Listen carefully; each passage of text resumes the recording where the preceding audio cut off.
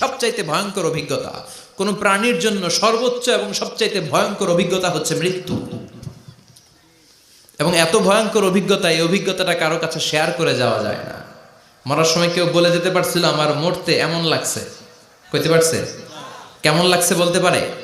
বলা যায় না। তার আগেই চলে যেতে হয় শৈশব, কৈশোর, যৌবন, বার্ধক্য, প্রৌঢ়ত্ব, হ্যাঁ, বয়সের ছাপ, কালো চুল দাড়ি সাদা হয়ে যাওয়া, দাড়ি চুলের শুভ্রতা, দুর্বলতা।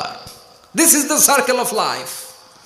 ছোট্ট ছিলাম, বড় হলাম, সিঙ্গেল ছিলাম, ডাবল হলাম, তারপরে বাবা হলাম, তারপরে শ্বশুর হলাম, তারপরে নানা হলাম, তারপরে চলে যেতে হবে। This is the circle of life. বিশ্বনবী বললেন আমার উম্মতি মা বাইনা সিত্তিনা ইলা সাবঈন, আমার উম্মতের গড় বয়স হলো 60 থেকে 70। এই উম্মতের গড় বয়স কত? 60 থেকে 70। ওয়া আকাল্লুহুম মাইয়াজুজু জালিক, অল্প কিছু মানুষ আছে যারা 70-এর বেশি হায়াত পায়। এখানে 70-এর বেশি আছেন কারা? হাত তোলেন দেখি তো। কয়জন? একজন, দুইজন, তিনজন। মাশাআল্লাহ, আল্লাহ আরো হায়াত দেখ, আল্লাহ এদেরকে আরো হায়াত দারাজ করুক। চিল্লায় বলেন আমিন। তার মানে আমার উম্মতি মা বাইনা সিত্তিন ইলা সাবঈন, বিশ্বনবী বললেন এই উম্মতের গড় বয়স 60 থেকে 70, আর 70-এর বেশি হায়াত পাবে। ওয়া আকাল্লুহুম মাইয়াজুজু যালিক, 70-এর বেশি পাবে হাতে গোনা, গুনে বের করে ফেলা যায় একজন, দুইজন, তিনজন, বাকি সব 60-এর আগে নাই। ঠুস চিল্লা এখন ঠিক কিনা? বাংলাদেশের গড় হায়াত কত মানুষের? 60। বিশ্বনবীর কথার সাথে মিলে গেছে, চিল্লায় পড়েন সুবহানাল্লাহ। এই জন্য বিশ্বনবী বলেন এই যে মুরব্বীদের দাড়ি পাকে, এই যে রাস্তায় অ্যাক্সিডেন্ট হয়, এই যে ক্যান্সারে আক্রান্ত হয়ে লোকজন মারা যায়, তারপরেও কি টনক নড়ে না? এরপরেও কি বিবেকে ধরে না যে তোমাকে চলে যেতে হবে? আকসিরু যিকরা হাযিমিল লাযযাত, জীবনের সব স্বাদকে পানসা করে দেয় ওই মরণকে স্মরণ করো। মরণকে স্মরণ করলে জাহান্নাম বরণ করা লাগে না। চিল্লায় বলেন ঠিক কিনা? আবার আল্লাহ বললেন গোলাম, স্পেশাল একজন ফেরেশতা আমি মরণের জন্য সিলেক্ট করলাম, নাম মালাকুল মাউত। তাকে আমরা আজরাইল বলে চিনি। এই মালাকুল মাউত তার বাহিনী নিয়ে নির্ধারিত টাইমে গোটা বিশ্বের সব মানুষের রূহ কবজ করে। অন টাইম নাকি দেরি করে? মালাকুল মাউত আগেও আসে না, পরেও আসে না। সুবহানাল্লাহ পড়েন। সাইয়েদনা সুলাইমান আলাইহিস সালামের জামানাতে ওনার এক ওয়াজির ছিল, মন্ত্রী। ওই মন্ত্রীকে নিয়ে উনি বৈঠক করতেন। ওনার সময় উনি মালাকুল মাউতের সাথে বৈঠক করতেন। শুনতেছেন?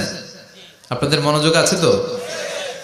উনি বৈঠকে বসেছেন, মালাকুল মাউতও বসা, ওয়াজিরও বসা। হঠাৎ মালাকুল মাউত ওয়াজিরের দিকে বড় বড় চোখ করে তাকাচ্ছে। বড় বড় চোখ করে তাকানোতে ওয়াজির ভয় পেয়েছে। হঠাৎ মালাকুল মাউত চলে গেল। ওয়াজির বলে ও সুলাইমান আলাইহিস সালাম, এই যে লোকটা বড় বড় চোখ করে আমার দিকে তাকালো, এটা কে? সাইয়েদনা সুলাইমান বলে হাদা মালাকুল মাউত। যে বর্ণনাটা বলছি এটা হাদিস না, এটা হচ্ছে ইসরাইলিয়া, জিউস ট্র্যাডিশন।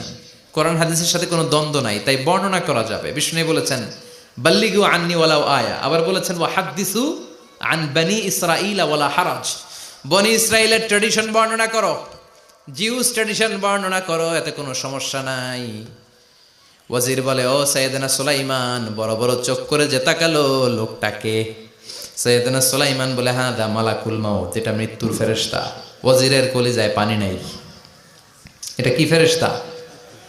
শুনে তো পিলে চমকে গিয়েছে। কয় কি? মালাকুল মাউত তো আমার চিনে ফেলাইছে, বাড়ি চিনে ফেলছে, আমার খবর আছে। সাইয়েদনা সুলাইমান আলাইহিস সালাম জিনদেরকে দিয়ে কাজ করাতেন, মেঘমালাকে দিয়ে কাজ করাতেন, বিশাল সিংহাসন নিয়ে পৃথিবীর প্রাচ্য থেকে পাশ্চাত্যে ঘুরে বেড়াতেন। সাইয়েদনা সুলাইমানকে ওয়াজির বলে ও সুলাইমান, মেঘমালাকে আদেশ করে দেন আমি আর এই ফিলিস্তিনের ভূখণ্ডে থাকতে চাই না। আকাশের মেঘমালার উপরে আমারে বসিয়ে দেন, আর বলে দেন আমারে নিয়ে যেন আকাশের মেঘমালা হিন্দুস্তানের ওই দূর পর্বতে রেখে আসে। আকসা আল হিন্দ, হিন্দের সবচেয়ে দূরবর্তী জায়গায় যেন আমার রেখে আসে। সাইয়েদনা সুলাইমান বললেন আকাশের মেঘ যাও, আমার ওয়াজিরকে নিয়ে হিন্দুস্তানের একটা উপদ্বীপে রেখে আসো। রেখে আসা হলো। কিছুক্ষণ পর মালাকুল মাউত সাইয়েদনা সুলাইমানের কাছে হাজির। সাইয়েদনা সুলাইমান বললেন, ও মালাকুল মাউত কই ছিলা? কই একটু আগে হিন্দুস্তান থেকে আপনার ওজিরের রুহু কবজ করে আসছি। সুবহানাল্লাহ পড়েন। এটা আবার কেমন কথা, তুমি ওইখানে গেলা কেন? কয় রব্বুল আলামিন কিছুক্ষণ আগে আমার কাছে পায়গাম পাঠিয়েছে, যাও সাইয়েদনা সুলাইমানের ওয়াজিরের রুহুটা কবজ করো। কবজ করার জায়গা হলো হিন্দুস্তানের উপদ্বীপ। কোন জায়গায়? মালাকুল মাউত এসে দেখে সুলাইমান নবীর সাথে মিটিং করে। ওয়াজির কার সাথে মিটিং করে? সুলাইমান নবীর সাথে। কিন্তু ফরমানে লেখা রুহু কবজ করতে হবে কোথায়? হিন্দুস্তানে। সুবহানাল্লাহ কইবেন না? এই জন্য বড় বড় চোখ করে আমি তাকিয়েছি আর মনে মনে ভাবলাম টাইম তো নাই, কারণ মৃত্যু তো অন টাইমে হতে হয়, এখনই ওর রুহু কবজ করতে হবে। কেমন করে ওইখানে যাবে আমি জানি না, আমি আগে চলে যাই। মালাকুল মাউত চলে গেল, যে দেখে ওই জায়গায় ওয়াজিরও হাজির। সাথে সাথে রুহু কবজ করে আল্লাহর কাছে চলে গিয়েছে। পড়েন সুবহানাল্লাহ। এজন্য আল্লাহ বললেন, মালাকুল মাউত আমি নির্ধারণ করে দিয়েছি, পৃথিবীর প্রতিটি মানুষ মালাকুল মাউতকে দেখবে, চাক্ষুষ দেখবে, ভালো হলেও দেখবে, খারাপ হলেও দেখবে। কার কথা?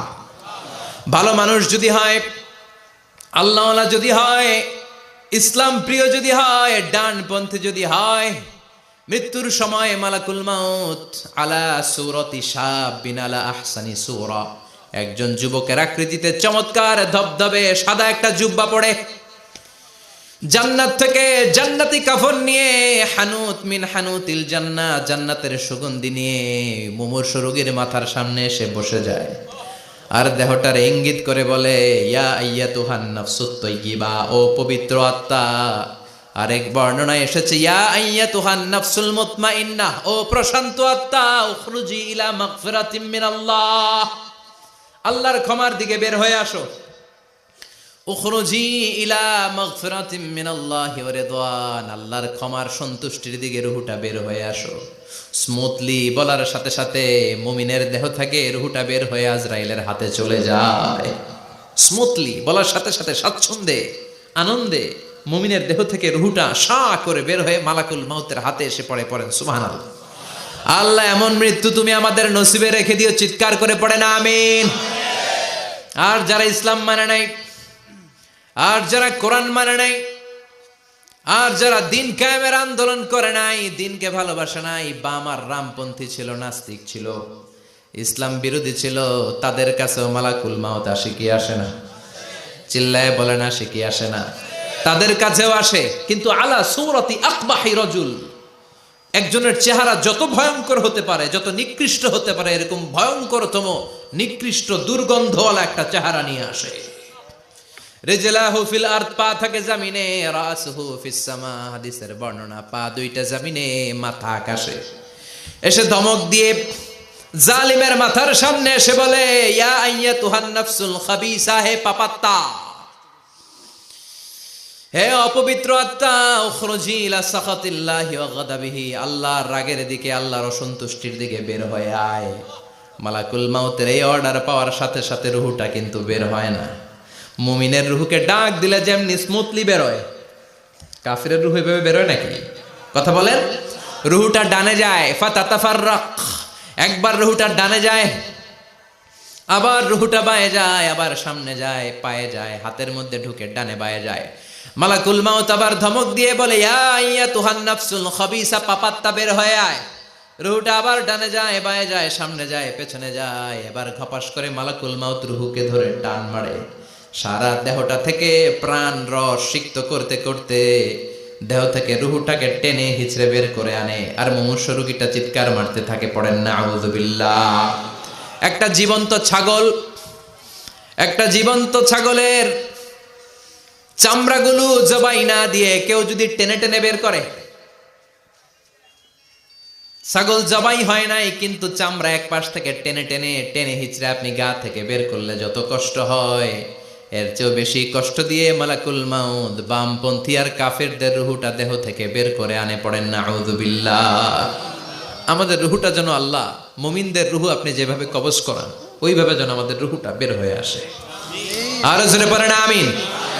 এজন্য আল্লাহ বললেন, বাল তুসিরুনাল হায়াতাদ দুনিয়া ওয়াল আখিরাতু খায়রুন ওয়া আবকা পাগলের মতো মোহাচ্ছন্ন হয়ে এই দুনিয়াটার পেছনে ছুটে বেড়াও। এই দুনিয়া আসল নয়, আখেরাত হলো আসল। চিল্লায় বলেন ঠিক কিনা? অস্থির, আমরা অস্থির, আমরা ব্যস্ত দুনিয়ার লোভে আর মোহে পড়ে আমাদেরকে যে মরতে হবে, চলে যে যেতে হবে, এটা ভাবার সময় আমাদের নাই। চিল্লাই কোন ঠিক কিনা? এজন্য বলা হয় মুতু ক্বাবলান তামুতু, মরার আগে একবার মরো। হাসিবু ক্বাবলান তুহাসাবু আলাইক, তোমার হিসাব কিয়ামতের দিন করার আগে তুমি তোমার হিসাব করো। জীবনে কি কি পাপ করেছি আমি জানি, আমার চেয়ে ভালো কেউ জানে না। চিল্লায় বলেন ঠিক কিনা? কি কি অন্যায় করেছি আমার হৃদয়ের মধ্যে কথাগুলো আছে না নাই? পৃথিবীর কেউ না জানলেও আমি জানি কি জানি না। এজন্য হাসিবু ক্বাবলান তুহাসাবু আলাইক, তোমার হিসাব বসার আগে নিজে হিসাব করো কি কি করলা। আসল মরণের দিন শটান হয়ে তো শুয়ে পড়ো ভাই, মরার আগে আরেকবার মরো। মরার আগে আরেকবার কি করবেন? কথা বলেন, মরার আগে কি করতে হবে? হঠাৎ একদিন বিছানায় শটান হয়ে শুয়ে যান, চক্ষুটা বন্ধ করেন, ভাবেন মরে গিয়েছেন। এই তো মালাকুল মাউত চলে এসে রুহুটা নিয়ে গেল। আত্মীয় স্বজন চিৎকার চেঁচামেচি শুরু করে দিল, কান্নার রোল পড়ে গেল চারদিকে। মাইকের মধ্য দিয়ে, মসজিদের মাইকে অ্যানাউন্স হয়, অমুক এলাকার নিবাসী অমুক ভাই আমাদের মধ্যে দুনিয়ায় নাই, তার জানাজা হবে এশার নামাজের পর। সবাই এসে রুহের মাগফিরাত করেন। সবাই আপনারে দেখতে আসবে, কেঁদে কেঁদে লোকজন আপনারে কবর দিতে আসবে। চিল্লায় বলেন ঠিক কি না? কেঁদে কেঁদে সবাই আসবে, দেখার জন্য আসবে। ছেলেগুলো কাঁদবে, স্ত্রী কাঁদবে, বাবা মা কাঁদবে, বন্ধু বান্ধব কাঁদবে। আর ঘরের মধ্যে রাখা হবে না। এবার আপনাকে গোসল দেওয়ার পালা। চক্ষু বন্ধ করে চিন্তার দরকার আছে না নাই? একটু চোখটা বন্ধ করে ভাবেন, আপনাকে গোসল দেয়া হবে, জামাগুলো খোলা হবে। এত টাকা দিয়ে যে দামি গোসলখানা টাইলস লাগিয়ে ঘরে বানালেন, আপনার শেষ গোসলটা কি ওই দামি গোসলখানায় হবে? লাশ যেখানে ধোয়া হয় ওই জায়গায় ধোয়া হবে। আপনাকে কাফন পরানো হবে। আপনার কলিজার টুকরা ছোট বাচ্চাটারে বলা হবে, আব্বু দেখে যাও তোমার বাবারে শেষবারের মতো দেখো। আপনার বাবা মা শেষবারের মতো একটা নজর দিয়ে আপনার চেহারাটা দেখে নিবে। বন্ধু বান্ধবরা শেষবারের মতো একবার আপনারে দেখে নিবে। জানাজার জায়গায় নেওয়া হবে। হবে না এই ঘটনাটা আমাদের? হ্যাঁ, হবে কি না? হাজার হাজার মানুষ শেষ বিদায় দেওয়ার জন্য আসবে। চারটা তাকবীর দিয়ে ইমাম নামাজ শুরু করবে। আল্লাহু আকবার, আল্লাহু আকবার, আল্লাহু আকবার, আল্লাহু আকবার বলে নামাজ শুরু করবে। নামাজ শেষ। এবার পালকিতে করে কবরে যাওয়ার পালা। যেতেই হবে, যেতেই হবে। পালকিতে করে লোকজন নিতে শুরু করবে।